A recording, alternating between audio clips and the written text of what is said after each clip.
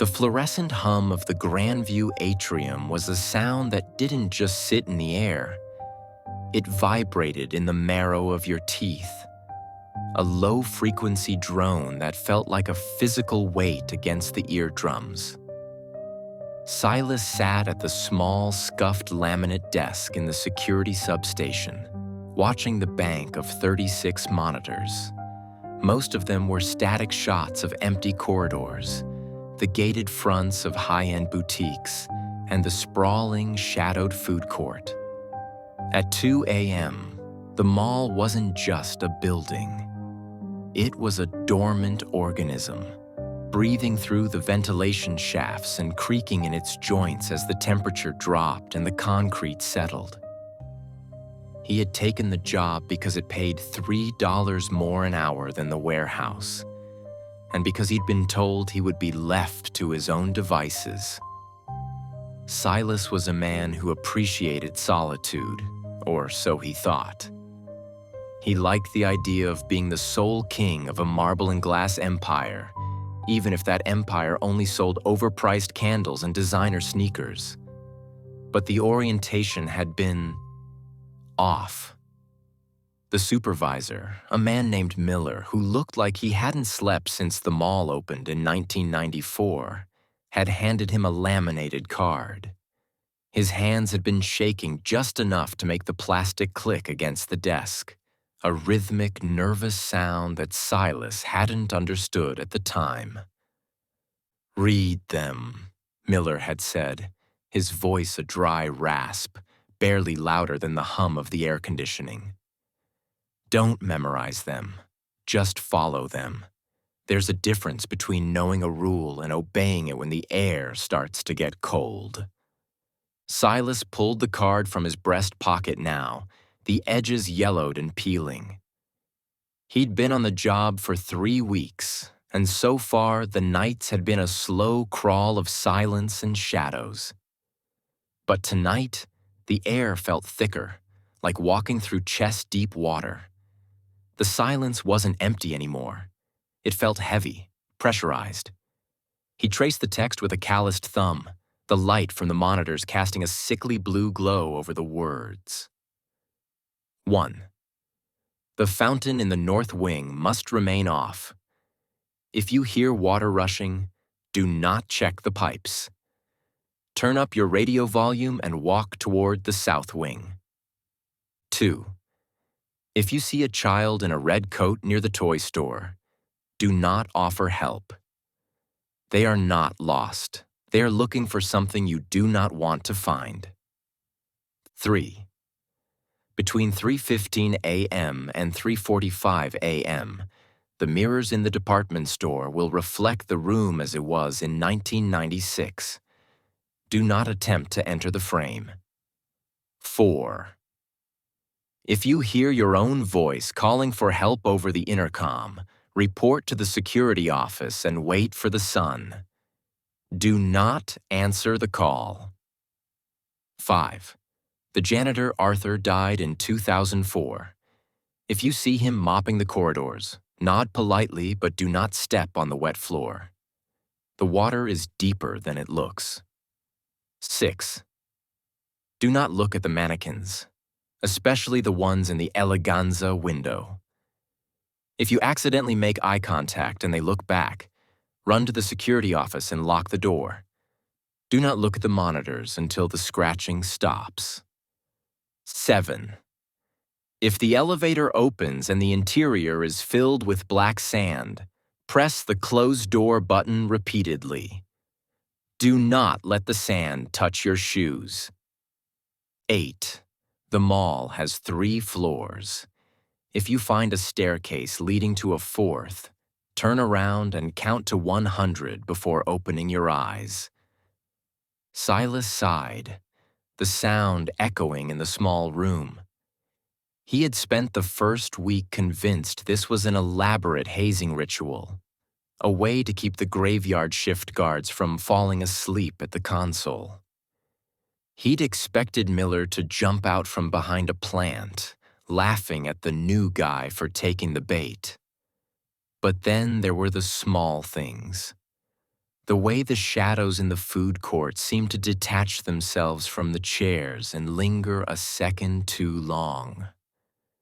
The way the temperature would plummet 30 degrees in the span of a single hallway, leaving him shivering in his polyester uniform.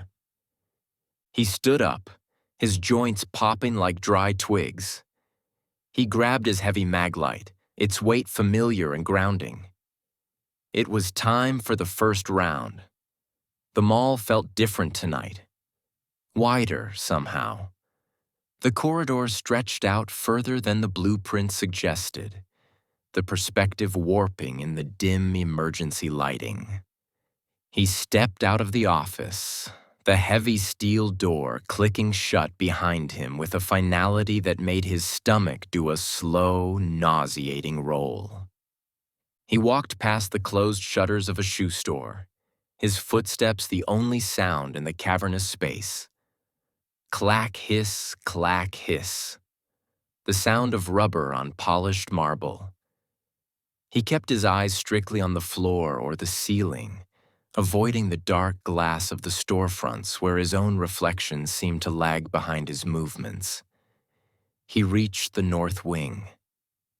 The fountain was a massive tiered marble structure, currently dry and silent, smelling faintly of old pennies and stagnant dust. Suddenly, a sound rippled through the air, a low, gurgling hiss. Silas froze, his hand tightening on the flashlight. It sounded like air being purged from a massive pipe, followed by the heavy, rhythmic thrum of a pump deep beneath the floorboards. Then came the splash. High, clear, and cold. He could hear the water cascading down the marble tiers, a sound that should have been peaceful but felt like a warning. He didn't look. He remembered Rule 1. He reached for his belt, fumbling with the dial on his heavy Motorola radio, and cranked the white noise up until the static filled his head like a physical wall, drowning out the splash of the water. He turned his back on the fountain and walked, his pace quickening toward the south wing. He didn't look back, even when he heard a wet, slapping sound on the marble behind him. The sound of bare feet running through puddles, chasing the sound of his own heartbeat. By the time he reached the transition corridor near the cinema, the static in his ears was a roar. He took a deep breath, turning the radio back down until the silence returned. But the silence wasn't the same as before. It was expectant. It was listening.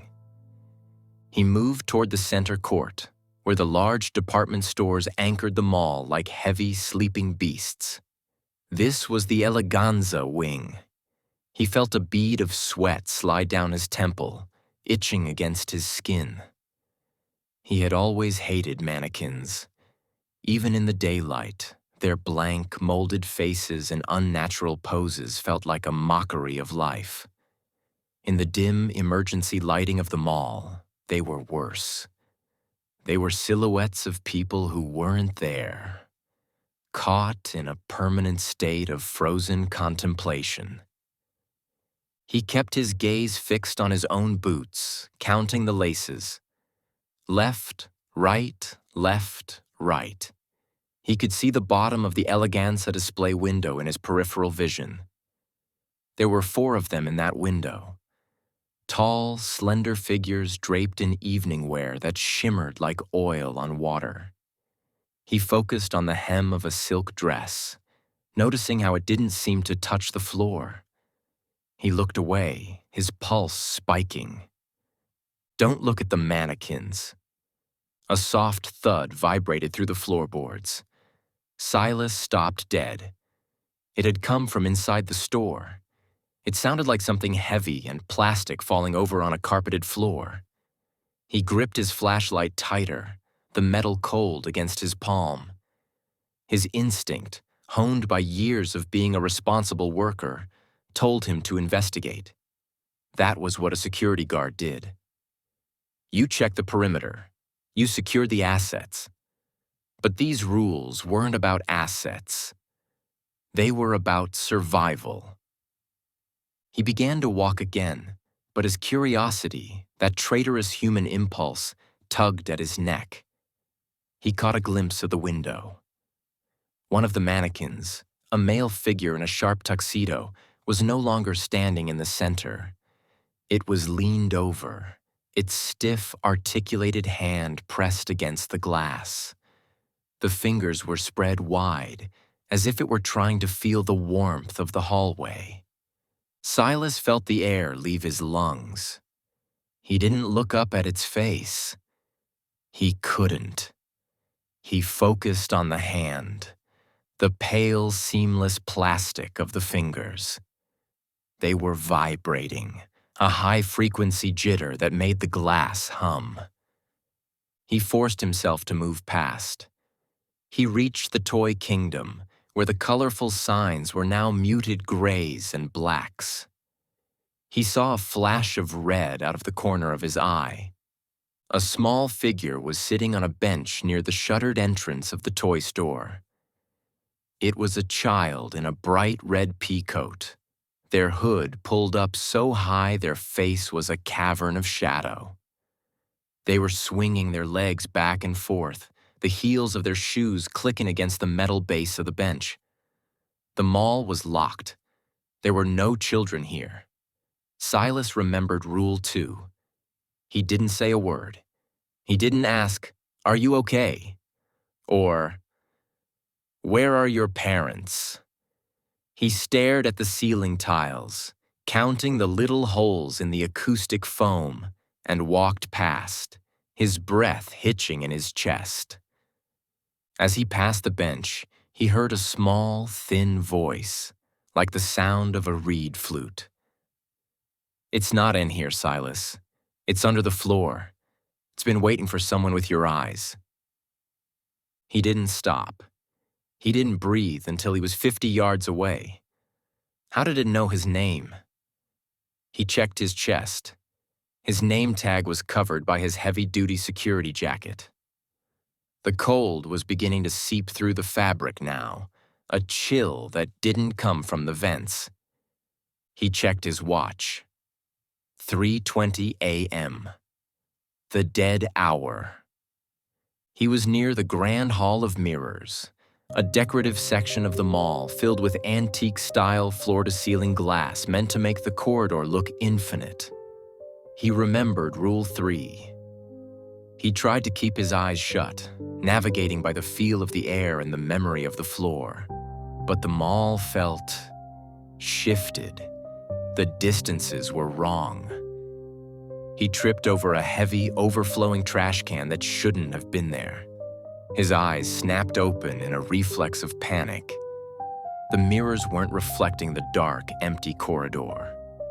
They were reflecting a version of the mall that was bright, vibrant, and terrifyingly alive. It was 1996. People in neon windbreakers and high-waisted jeans walked through the glass, their laughter a silent pantomime. A fountain was flowing in the reflection, its water sparkling under golden lights. A kiosk selling pretzels was steaming, the smell of salt and dough almost crossing the threshold of the glass. He saw a reflection of a younger version of Miller, the supervisor, laughing with a woman near the escalators. Miller looked happy. He looked human. Then, the reflection Miller turned and looked directly at Silas. His face went pale, his eyes widening until the whites showed all the way around. He began to scream, but no sound came through the glass.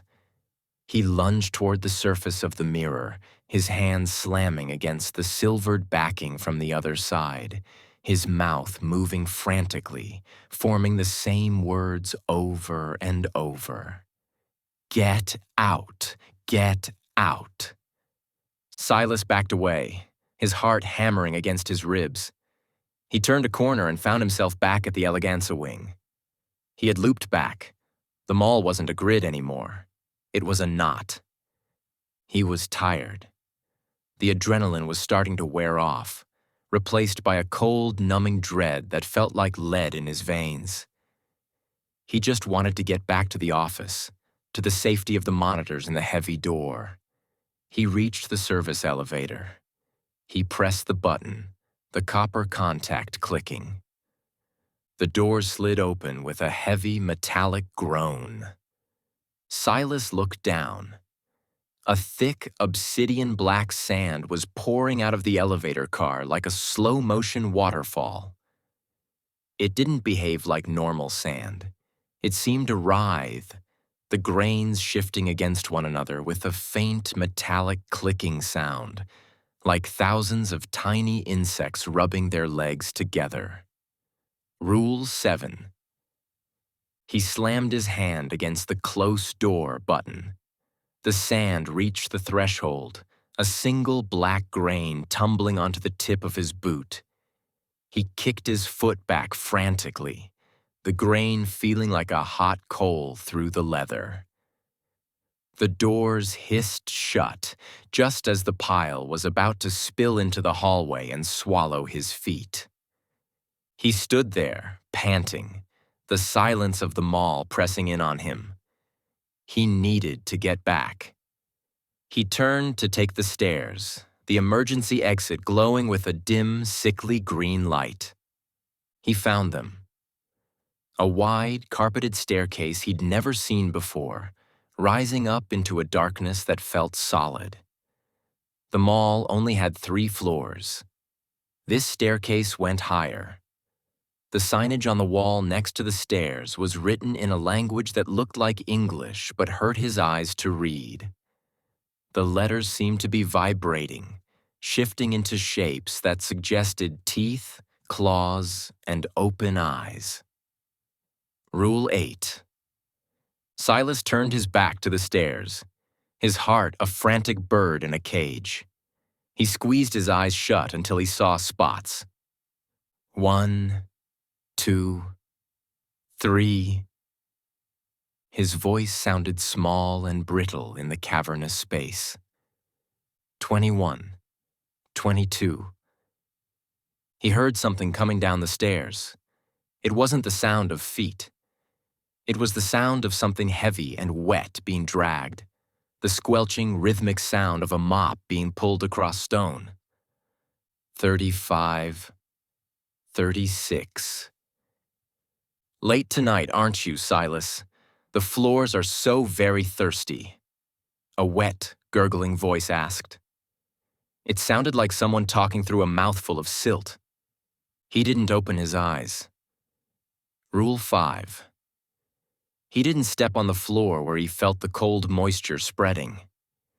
He felt a splash of cold liquid hit his ankle, soaking into his sock. It felt thick, like syrup. He kept counting, his voice a whisper.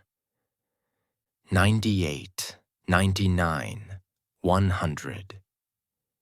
He opened his eyes. The staircase was gone.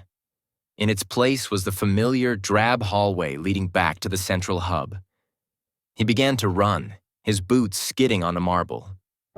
He was almost there.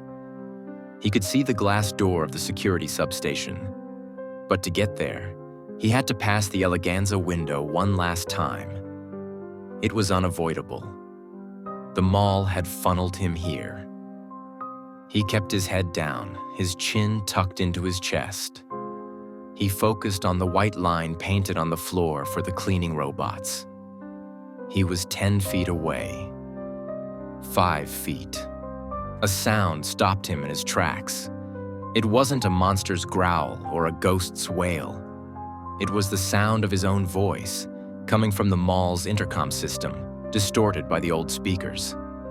"Help! Someone help me! I'm in the basement. The water is rising. Miller, Silas, is anyone there? Please." It was his voice. The exact cadence, the exact tremor of fear he felt in his own throat.